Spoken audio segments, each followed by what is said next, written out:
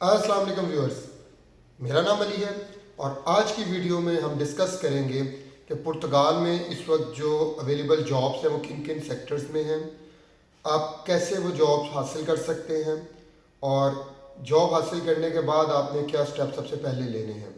तो आज की वीडियो को शुरू करते हैं। सबसे पहले जब आपने पुर्तगाल जाना है तो ऑक्यूपेशन इन डिमांड या जॉब्स इन डिमांड कौन सी है पुर्तगाल में। तो अगर हम डिस्कस करें सेक्टर्स की, तो इसमें जो सबसे पहला सेक्टर वो कंस्ट्रक्शन इंडस्ट्री है।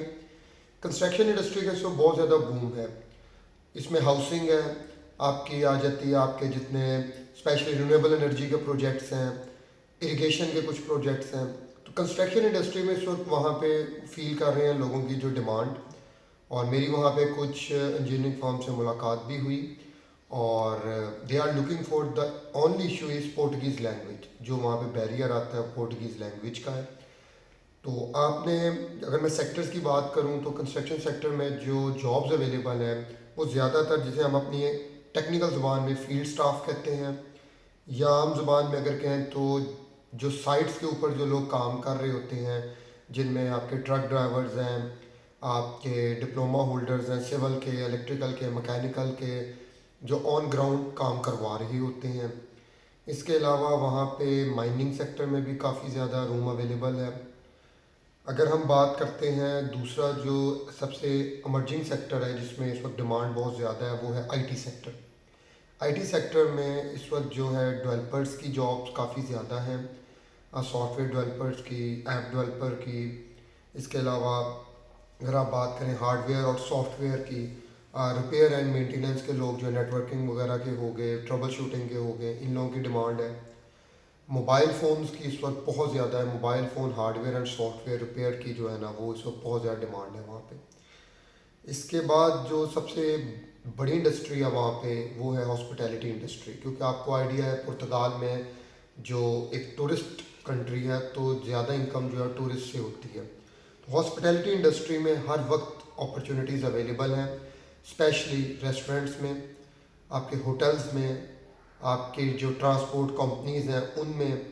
तो मैं आपको ये सजेस्ट करूँगा जो इस वक्त अगर आप ऑक्यूपेशन इन डिमांड की बात करते हैं और वैकेंसीज़ की बात करते हैं तो hotel managers, restaurant managers, chefs की इस वक्त पाकिस्तानी शेफ़्स की बहुत ज़्यादा डिमांड है वहाँ पे। होटल स्टाफ चाहिए लोगों को। तो ये वो तमाम सेक्टर्स हैं जिसके अंदर आपको जॉब्स मिल सकती हैं इजीली। अब आपने जॉब सर्च कैसे करनी है? आपने जॉब इस तरह सर्च करनी है कि जब आप वहाँ पे जाते हैं तो आपने ये नहीं सोचना कि मेरी एजुकेशन इतनी है, मेरी क्वालिफ़िकेशन है, मैं पाकिस्तान में ये जॉब कर रहा था ब्लू कॉलर वाइट कॉलर, यहाँ आके मुझे ब्लू कॉलर जॉब मिल रही है। आपने बिल्कुल ये नहीं सोचना। अगर ये सोचना है तो then Portugal is not for you. क्योंकि वहाँ शुरू में आपको जाके जो आपका पहला मकसद है वो है आपका फ़ाइल लॉक करवाना। फ़ाइल लॉक करवाने के लिए आपको जॉब ज़रूरी है, आपके पास जॉब कॉन्ट्रैक्ट हो। उसके दो तरीके हैं जो मैं बारहा बता चुका हूँ अपनी वीडियोस में, कि या तो आप किसी रोड साइड जो एजेंट है उसके पास जाएं और सारी फेक डॉक्यूमेंटेशन करवा लें, या आपको ओरिजिनल जॉब चाहिए। आई प्रेफर आप ओरिजिनल जॉब पे जाएं, अपनी फ़ाइल लॉक करवाएं, ताकि कल को अगर SCF वाले इन्वेस्टिगेट भी करते हैं तो आपके क्रेडेंशियल्स कंप्लीट हों। आपको जॉब मिल गई, आप ऑन जॉब आ गए, आप अच्छी जॉब सर्च जारी रखें। मीनवाइल आप अपनी पोर्टुगीज़ भी आपको मज़ीद आती जाएगी और आप सीखते जाएंगे। जब आप इस लेवल पे पहुंच जाएं जॉब स्विच कर लें, इस पर कोई आपको रिस्ट्रिक्शन नहीं है कि आपका फ़ाइल लॉक है अब आप जॉब स्विच नहीं कर सकते, ऐसी कोई रिस्ट्रिक्शन नहीं। Yes, you have to inform the authorities. इसके बाद जो आपको एक लास्ट सजेशन मैं इसमें देना चाहूँगा कि जब आपने पाकिस्तान से मूव करना है तो आपने एटलीस्ट अपने साथ जो है कम अज़ कम भी 3,000 यूरो ज़रूर लेके आएँ। क्योंकि जब आप पाकिस्तान से मूव करके आते हैं तो आपको आते साथ अकोमोडेशन चाहिए। आपको जॉब सर्च भी अगर आपने करनी है उसमें भी अगर 5-7 दिन 10 दिन लग जाते हैं तो आपके पास इतने पैसे हों कि आप आराम से जो है ना अपनी जॉब सर्च 1 माह तक कर सकें।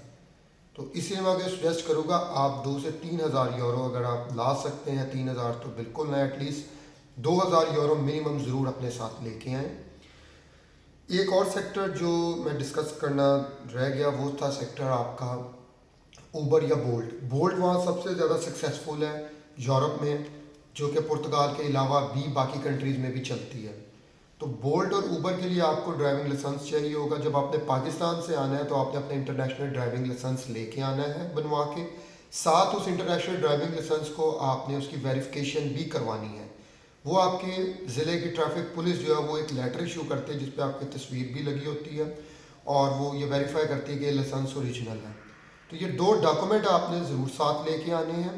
उसके बाद आप ये कर सकते हैं कि इजीली इस वक्त, क्योंकि टूरिस्ट कंट्री मैंने पहले कहा कि सीज़न जो है वो मार्च से अगस्त है, इस सीज़न में ऊबर और बोल्ट में बहुत ज़्यादा टैक्सी ड्राइवर्स की जॉब्स होती हैं। जॉब्स आपको 2 तरीक़ों से मिल सकती है, या तो आप जो टैक्सी का ओनर है उसके साथ आप आ जाएं पार्टनरशिप में, तो 50-50 या 60-40 की रेशियो चलती है फ्यूल की प्राइस निकालने के बाद। दूसरी ऑप्शन ये होती है कि वो आपको जॉब पे भी रख लेते हैं, लेकिन इसके लिए भी ज़रूरी है कि आपको रोड्स का नेटवर्क बड़ी अच्छी तरह उसका आइडिया हो। तीसरा जो है वहाँ पे जो चलता है, आप अगर ये सोच रहे हैं कि जी अगर वो गूगल मैप्स हैं और वो चल रहे हैं और उनको देख के आप इजीली टैक्सी चला सकते हैं, तो ये थोड़ा मुश्किल होगा। जैसे पाकिस्तान में भी जो लोग एक्सपीरियंस किया जिन्होंने गूगल मैप को, तो सम टाइम रोड क्लोज होता है या किसी वजह से प्रॉब्लम्स आती हैं। तो जब आपके साथ कस्टमर बैठा होता है तो you can't afford there. Pakistan में तो चीज़ें चल जाती हैं लेकिन वहाँ नहीं चलेंगी। तो अगर आपने उबर या बोल्ट में आना है ड्राइवर के तौर पे, तो आप बराए मेहरबानी पहले जो है वहाँ पे रोड नेटवर्क को अच्छी तरह एनालाइज करें, उसकी थोड़ी इन्फॉर्मेशन लें और फिर शुरू करें। उबर ईट का काम भी वहाँ पे काफ़ी ज़्यादा है, फूड डिलीवरी का, लेकिन उसमें भी आपको यही हर्डल आएगी कि आपको एक तो पोर्टुगीज़ लैंग्वेज, ताकि जो आप डिलीवर करने जा रहे हैं कम्युनिकेट कर सकें जिसको आपने डिलीवर करना है उससे, और दूसरा आपको रोड्स का पता हो। एक काम और है, जब इन्होंने रिसेंट पास्ट में अपने कुछ नए एरियाज़ में इरिगेशन नेटवर्क बिछाया है और अब ये वहाँ पे उसे कल्टीवेट करना चाह रहे हैं, तो इन्हें वहाँ पे ऐसे लोगों की ज़रूरत है जो कि काश्तकारी जानते हों और फील्ड में काम कर सकें। ये इंतहाई मुश्किल जॉब है, लेकिन अगेन अगर आपको शहरों में पोर्टो लिस्बन में जॉब नहीं मिल रही तो फिर आप डोंट वेस्ट टाइम, आप शुरू में बेशक एग्रीकल्चर सेक्टर में चले जाएं और जॉब लेके अपनी फ़ाइल लॉक करवा लें। उसके बाद आप जॉब सर्च करते रहें, जो ही आपको मिले आप स्विच कर लें। बहुत शुक्रिया, थैंक यू वेरी मच, अपना ख्याल रखिएगा, अस्सलाम वालेकुम।